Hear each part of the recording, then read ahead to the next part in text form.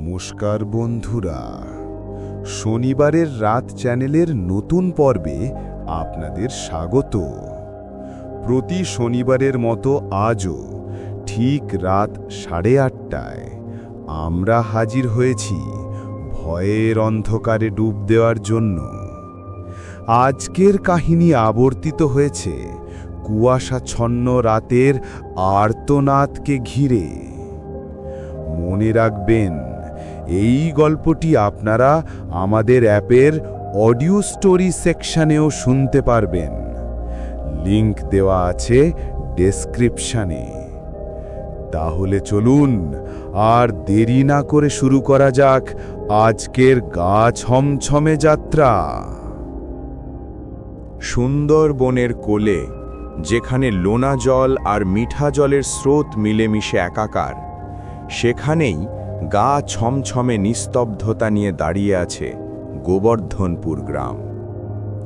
গ্রামের বুক চিরে বয়ে গেছে শীর্ণকায় বিদ্যাধরী নদী, যার দুই তীরে ঘন ম্যানগ্রোভের জঙ্গল যেন আদিম কোনো রহস্যের চাদরে মোড়া।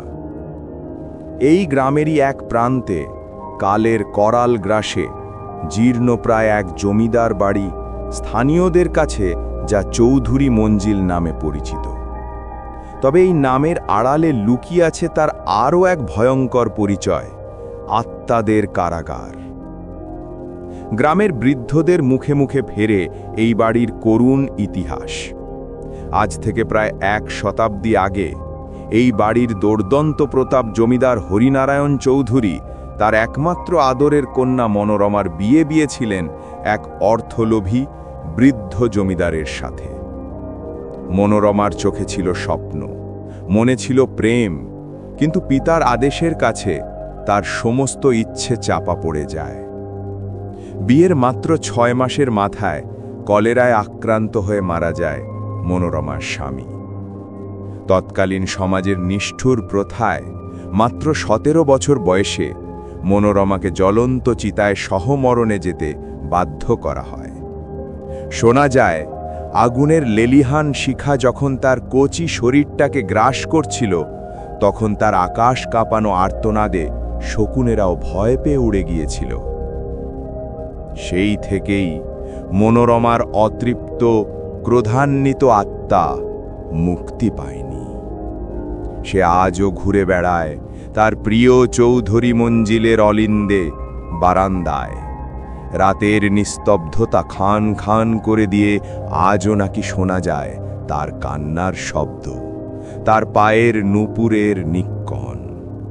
গ্রামের অনেকেই দাবি করে, অমাবস্যার রাতে তারা ভাঙা জানালার সারশিতে দেখেছে এক শ্বেত বসনা ছায়ামূর্তিকে, যার চোখ দুটো যেন দুটো জ্বলন্ত কয়লার টুকরো। এই সব গল্পকথা আর কিংবদন্তির মধ্যেই বড় হয়েছে গ্রামের ছেলে অরূপ। তার রক্তে মেশা সাহস আর অজানাকে জানার এক তীব্র কৌতূহল। গ্রামের আর 5টা ছেলের মতো সে ভূতের গল্প শুনে ভয় পায় না, বরং তার মনে জন্মায় হাজারো প্রশ্ন। সে ঠিক করে এই চৌধুরী মঞ্জিলের পেছনে লুকিয়ে থাকা সত্যটা সে জনসমক্ষে আনবেই। তার এই বিপজ্জনক অভিযানে সঙ্গী হয় তার 2 প্রাণের বন্ধু। একজন শহরের ছেলে তন্ময়, যে ছুটিতে গ্রামে মামার বাড়ি বেড়াতে এসে অরূপের পাল্লায় পড়েছে। সে যুক্তিবাদী, ভূতে বিশ্বাস করে না, কিন্তু অ্যাডভেঞ্চারের লোভ ছাড়তেও পারে না। আর অন্যজন হল গ্রামেরই ছেলে বাদল, দশাশয়ী চেহারা আর অসীম সাহস, কিন্তু মনে প্রচণ্ড ঈশ্বর বিশ্বাস। এক ভরা অমাবস্যার রাতে, যখন প্রকৃতিও যেন কোনো অশুভ শক্তির আগমনে থমথমে হয়ে আছে, 3 বন্ধু চূড়ান্ত সিদ্ধান্ত নিল তারা চৌধুরী মঞ্জিলে প্রবেশ করবে এবং রাতটা সেখানেই কাটাবে। তাদের সম্বল বলতে কয়েকটা টর্চ, কিছু শুকনো খাবার, 1 বোতল জল আর বাদলের দাদুর আমলের এক পুরনো মরচে পড়া লণ্ঠন। রাত যখন গভীর, চারিদিক নিস্তব্ধ, শুধু নিশাচর প্রাণীর ডাক সেই নিস্তব্ধতাকে আরও গাঢ় করে তুলছিল, তখন তারা 3 জনে এসে দাঁড়ালো চৌধুরী মঞ্জিলের ভাঙা গেটের সামনে। অশুভের আহ্বানে সাড়া দিয়ে তারা সেদিন পা বাড়িয়েছিল এক অনিশ্চিত ভয়ঙ্কর ভবিষ্যতের দিকে। রাত তখন প্রায় 11টা। অমাবস্যার নিকষ কালো অন্ধকারে চৌধুরী মঞ্জিলকে দেখাচ্ছিল যেন এক বিশাল দেহী দানব হাঁ করে বসে আছে শিকার ধরার অপেক্ষায়। মরচে ধরা লোহার গেটটা সামান্য ধাক্কাতেই তীব্র প্রতিবাদ করে কোঁকিয়ে উঠল। সেই শব্দ রাতের নিস্তব্ধতাকে চিরে দিয়ে বহুদূর পর্যন্ত ছড়িয়ে পড়ল। গেট টপকে ভেতরে প্রবেশ করতেই এক ঝলক ঠান্ডা স্যাঁতসেঁতে বাতাস তাদের শরীরে কাঁপুনি ধরিয়ে দিল। আগাছায় ভরা বাগান, শুকনো পাতার মর্মরধ্বনি আর ভাঙা মূর্তির সারি সব কিছু মিলেমিশে এক ভুতুড়ে আবহ তৈরি করেছে। বাড়ির বিশাল খিলানযুক্ত সদর দরজাটা বহু বছর ধরে বন্ধ। সামান্য ধাক্কায় সেটা নড়ল না। বাদল তার সমস্ত শক্তি দিয়ে দরজায় ধাক্কা দিতেই বিকট এক শব্দ করে পাল্লাটা খুলে গেল। ভেতরে প্রবেশ করার সাথে সাথেই এক তীব্র ভ্যাপসা গন্ধ তাদের নাকে এসে লাগল, যেন বহু বছরের জমে থাকা ধুলো, পচা কাঠ আর মৃত্যুর গন্ধ মিলেমিশে একাকার হয়ে গেছে। টর্চের আলোয় তারা দেখল এক বিশাল হলঘর। ছাদ থেকে ঝুলছে মাকড়সার জালে ঢাকা অতিকায় ঝাড়লণ্ঠন। দেওয়ালে ঝোলানো জমিদারদের অস্পষ্ট ধুলোমাখা প্রতিকৃতিগুলো যেন তাদের দিকেই এক দৃষ্টে তাকিয়ে আছে। ঘরের কোণে রাখা ভাঙা পালকি, পুরানো গ্রামোফোন আর উল্টে থাকা আরাম কেদারা সবই যেন অতীতের এক করুণ গল্পের সাক্ষী। তিনজনে ঠিক করল রাতটা এই হলঘরের পাশের একটা অপেক্ষাকৃত ছোট ঘরে কাটাবে। লণ্ঠনটা জ্বালিয়ে ঘরটা একটু পরিষ্কার করে তারা চাদর পেতে বসল।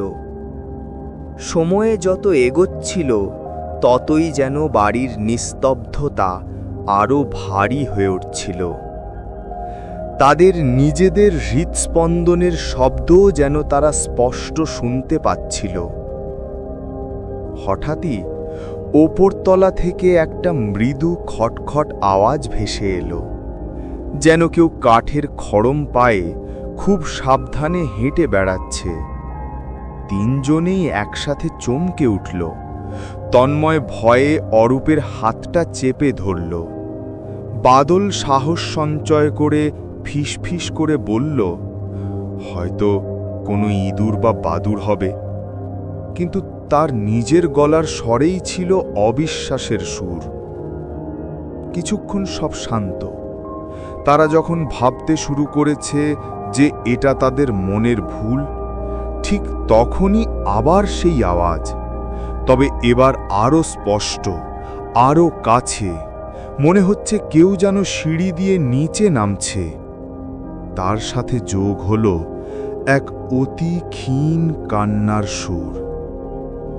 সেই কান্নায় এত দোলর, এত যন্ত্রণা মেশানো ছিল যে তাদের বুকের ভেতরটা মোচড় দিয়ে উঠল। তন্ময় আর থাকতে না পেরে প্রায় কাঁদো কাঁদো হয়ে বলল, অরূপ, আমার ভালো লাগছে না, চল আমরা এখান থেকে ফিরে যাই প্লিজ। কিন্তু অরূপের চোখে তখন জেদ আর কৌতূহল মিলেমিশে একাকার। সে দৃঢ় গলায় বলল, এত সহজে ভয় পেলে চলবে না। আমরা সত্যিটা জানতে এসেছি। আমাদের দেখতেই হবে ও করে কে আছে। বাদল তার কোমর থেকে একটা ছোট ভোজালি বের করল, যেটা সে আত্মরক্ষার জন্য সঙ্গে এনেছিল। তিন বন্ধু টর্চ আর লণ্ঠন হাতে নিয়ে ভাঙা পুরনো কাঠের সিঁড়ির দিকে এগিয়ে গেল। তাদের পায়ের চাপে সিঁড়ির ধাপগুলো করুণভাবে আর্তনাদ করে উঠছিল, যা সেই ভয়ঙ্কর পরিবেশে এক নতুন মাত্রা যোগ করছিল। দোতলায় উঠে তারা দেখল একটা লম্বা অন্ধকার বারান্দা, যার দুপাশে সারিবদ্ধভাবে অনেকগুলো ঘর। কান্নার আওয়াজটা বারান্দার একেবারে শেষ প্রান্তের ঘরটা থেকে ভেসে আসছিল। তারা যত এগোচ্ছিল ততই যেন বাতাস ঠান্ডা হয়ে আসছিল, আর কান্নার আওয়াজ তীব্রতর হচ্ছিল। দুতলার সেই রহস্যময় ঘরের দরজার সামনে এসে 3 বন্ধু থমকে দাঁড়ালো। কান্নার আওয়াজটা এখন একেবারে স্পষ্ট, যেন দরজার ওপাশেই কেউ মুখ ঢেকে কাঁদছে। অরূপ সাহস করে দরজায় কান পাতল। ভেতর থেকে ভেসে আসা কান্নার সাথে সে শুনতে পেল অস্পষ্ট কিছু কথা। আমায় মুক্তি দাও, বড় যন্ত্রণা, মুক্তি দাও। সাহসে ভর করে অরূপ দরজার কড়া নাড়ল। সাথে সাথেই কান্নার শব্দটা থেমে গেল। ভেতরে পিনপতন নিস্তব্ধতা। তারা কিছুক্ষণ অপেক্ষা করল, কিন্তু কোনো সাড়া শব্দ না পেয়ে যখন হতাশ হয়ে ফিরে আসার জন্য ঘুরল, ঠিক তখনই বাড়ির পেছনের দিকের পুকুর ঘাট থেকে জলে কিছু পড়ার একটা জোরদার শব্দ হলো। ঝপাং! তারা দৌড়ে বারান্দার ভাঙা জানলার কাছে গেল। অমাবস্যার অন্ধকারেও পুকুরের কালো জলে স্পষ্ট আলোড়ন দেখা যাচ্ছিল, যেন বিশাল কিছু একটা জলে পড়েছে। কিন্তু ধারে কাছে কাউকে দেখা গেল না। বাদল ভয়ার্ত গলায় বলল, এই পুকুরটা ভালো না। গ্রামের লোকেরা বলে এই পুকুরে নাকি মেছো ভূত থাকে, যারা মাছ ধরতে খুব ভালোবাসত, কিন্তু এই পুকুরের জলে ডুবেই তাদের অপমৃত্যু হয়েছে। তাদের আত্মাই নাকি মেছো ভূত হয়ে ঘুরে বেড়ায়। রাতের বেলা কাঁচা মাছের লোভে তারা নাকি ডাঙায় উঠে আসে। তন্ময় অবিশ্বাসের সুরে বলল, এসব গাঁজাখুরি গল্প ছাড়া আর কিছুই না, হয়তো কোনো বড় মাছ লাফিয়েছে। তারা আবার নিচে নেমে এলো। এত উত্তেজনার পর তাদের খিদে পেয়েছিল। তারা সঙ্গে আনা রুটি আর আলুর দম খেতে শুরু করল। হঠাৎই নাকে এলো এক তীব্র, উগ্র, আঁশটে গন্ধ। গন্ধটা এতটাই তীব্র যে তাদের বমি চলে আসার উপক্রম হলো। তারা দেখল ঘরের কোণায় রাখা একটা পুরনো খালি মাছের ঝুড়ির ভেতর থেকে গন্ধটা আসছে। অরূপ টর্চ ফেলতেই তাদের রক্ত জল হয়ে গেল। ঝুড়ির মধ্যে পড়ে আছে কয়েকটা তাজা রূপলি পুঁটি মাছ, যেগুলো থেকে তখনও রক্ত ঝরছে, অথচ কিছুক্ষণ আগেও ঝুড়িটা সম্পূর্ণ খালি ছিল। ভয়ে তাদের গলা শুকিয়ে কাঠ। তারা নিশ্চিত হলো এই বাড়িতে তারা একা নয়। ঠিক সেই মুহূর্তে জানলার বাইরে একটা আবঝা ছায়ামূর্তি দেখা গেল। লণ্ঠনের কাপা কাপা আলোয় তারা দেখল এক শীর্ণকায় লম্বাটে লোক, যার চোখ দুটো অন্ধকারে জ্বলজ্বল করছে, তাদের দিকেই তাকিয়ে আছে। লোকটার গা থেকে জল ঝরছে, আর তার পরনের কাপড় পুকুরের পানা আর শ্যাওলায় ভর্তি। মূর্তিটা এক বিকৃত ফিসফিসে গলায় বলে উঠল, মাছ, মাছ দিবি? 3 বন্ধু একসাথে ভয়ে চিৎকার করে উঠল। তারা বুঝতে পারল বাদলের কথাই সত্যি, এটাই সেই কিংবদন্তির মেছো ভূত। তারা দৌড়ে সদর দরজার দিকে যেতে চাইল, কিন্তু দেখল যে দরজা তারা খুলে রেখে এসেছিল সেটা আপনা আপনি বন্ধ হয়ে গেছে এবং ভেতর থেকে শক্ত করে আটকানো। মেছো ভূতটা এবার জানলার ভাঙা কাঁচ গলে সাপের মতো শরীরটাকে বাঁকিয়ে ঘরের ভেতরে ঢুকে এলো। তার সারা শরীর থেকে পচা জলের দুর্গন্ধ বেরোচ্ছিল। সে আবার সেই একই কথা বলল, মাছ দিবি? ভালো চাস তো মাছগুলো আমায় দিয়ে দে, নইলে আজ তোদের ঘাড় মোটকে রক্ত চুষে খাব। বাদল সাহস করে তার ভোজালিটা উঁচিয়ে ধরে বলল, আমাদের কাছে কোনো মাছ নেই, আমাদের যেতে দাও। ভূতকা এক বিকট অট্টহাসিতে ফেটে পড়ল। তার হাসি শুনে মনে হচ্ছিল যেন 1000টা শুকনো হাড় একসাথে ভেঙে গুড়িয়ে যাচ্ছে। সে বলল, মাছ নেই তো কি হয়েছে, তোদের টাটকা রক্ত দিয়ে আজ মাছের ঝোল রান্না হবে। এই বলে সে তার লম্বা নখওয়ালা হাত বাড়িয়ে তন্ময়ের দিকে এগিয়ে গেল। তন্ময় এই ভয়ঙ্কর দৃশ্য সহ্য করতে না পেরে ভয়ে জ্ঞান হারিয়ে মাটিতে লুটিয়ে পড়ল। অরূপ আর বাদল তখন দেয়ালে পিঠ ঠেকে যাওয়া বিড়ালের মতো মুড়িয়া হয়ে উঠল। বাদলের হঠাৎ মনে পড়ল তার দাদুর বলা একটা কথা, ভূতেরা অপবিত্র, তাই তারা আগুন আর লোহাকে ভয় পায়। সে চিৎকার করে অরূপকে বলল, অরূপ, লণ্ঠন, লণ্ঠনটা ওর দিকে ছুঁড়ে মার। অরূপ এক মুহূর্ত দেরি না করে হাতে থাকা জ্বলন্ত লণ্ঠনটা সর্বশক্তি দিয়ে ভূতটার দিকে ছুঁড়ে মারল। লণ্ঠনটা সজোরে ভূতটার গায়ে লেগে ভেঙে গেল এবং কেরোসিন তেল ছড়িয়ে পড়তেই দাউ দাউ করে আগুন জ্বলে উঠল। এক তীব্র মর্মান্তিক আর্তনাদ করে ভূতটা ছটফট করতে করতে একটা কালো ধোঁয়ায় পরিণত হয়ে বাতাসে মিলিয়ে গেল। ঘরে শুধু পড়ে রইল পোড়া কেরোসিনের গন্ধ আর তিন বন্ধুর আতঙ্কিত নিঃশ্বাস। মেছভূতের ভয়ঙ্কর আক্রমণ থেকে কোনো ক্রমে রক্ষা পেয়ে অরূপ আর বাদল জ্ঞান হারানো তন্ময়কে নিয়ে বসে রইল। বাইরে তখন প্রকৃতিও যেন ক্ষেপে উঠেছে। মুষলধারে বৃষ্টি শুরু হয়েছে, সাথে তীব্র বেগে বইছে ঝড়ো হাওয়া। ভাঙা জানলা দিয়ে ঝড়ের ঝাপটা আর বৃষ্টির জল ভেতরে এসে তাদের ভিজিয়ে দিচ্ছিল। এই ভয়াল দুর্যোগে বাইরে বেরানোর কথা তারা চিন্তাও করতে পারল না। তারা ভিজে কাপড়ে ঠান্ডায় কাঁপতে কাঁপতে তন্ময়ের চোখে মুখে জলের ছিটে দিয়ে তার জ্ঞান ফেরানোর চেষ্টা করতে লাগল। কিছুক্ষণ পর তন্ময় চোখ খুলল, কিন্তু আতঙ্কে তার মুখ ফ্যাকাশে হয়ে গেছে। সে শুধু ফিসফিস করে বলতে লাগল, চলে যাব, এখান থেকে চলে যাব। নিরুপায় হয়ে তারা ঠিক করল সকাল হওয়া পর্যন্ত এই বিভীষিকার মধ্যেই অপেক্ষা করতে হবে। কিন্তু তাদের ভয় আর কাটছিল না। ঘরের কোণায় একটা মোমবাতি জ্বালিয়ে তারা তিনজন একে অপরকে জড়িয়ে ধরে বসে রইল। প্রতিটি মুহূর্তে তাদের মনে হচ্ছিল এই বুঝি আবার নতুন কোনো বিপদ নেমে আসবে। তাদের আশঙ্কাই সত্যি হলো।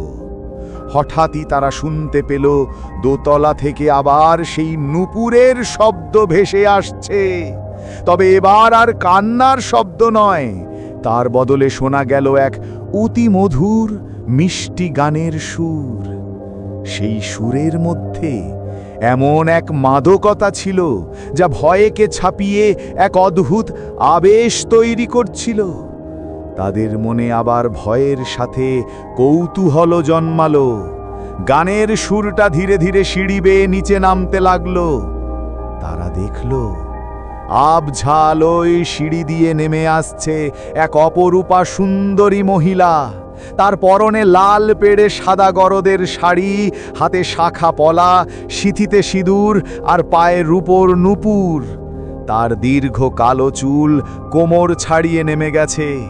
তাকে দেখে মনে হচ্ছিল যেন কোনো দেবী স্বর্গ থেকে নেমে এসেছেন। মহিলাটি তাদের সামনে এসে দাঁড়ালো এবং তার মুখে এক স্নিগ্ধ মায়াবী হাসি ফুটিয়ে তুলল। সেই হাসি দেখে তাদের মনের সমস্ত ভয় যেন এক মুহূর্তে দূর হয়ে গেল। সে তার মধুর কণ্ঠে বলল, তোমরা কারা? এত রাতে আমার বাড়িতে কি করছো? ভয় পেও না। অরূপ সাহস করে এগিয়ে গিয়ে বলল, আমরা পথ হারিয়ে ফেলেছিলাম, তাই ঝড় বৃষ্টি থেকে বাঁচতে এখানে আশ্রয় নিয়েছি। আপনি কে? মহিলাটি তার টানা টানা চোখ দুটো দিয়ে তাদের দিকে তাকিয়ে বলল, আমি এই বাড়ির বড় বধূ। আমার নাম মনোরমা। তার কথা শুনে তিন বন্ধুর ঘোর কাটল।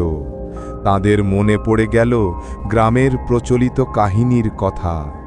বিবাহিত মহিলারা অপঘাতে মারা গেলে শাকচুন্নি হয়, যারা তাদের রূপের মায়াজালে ফেলে পুরুষদের আকৃষ্ট করে এবং তাদের প্রাণ হরণ করে।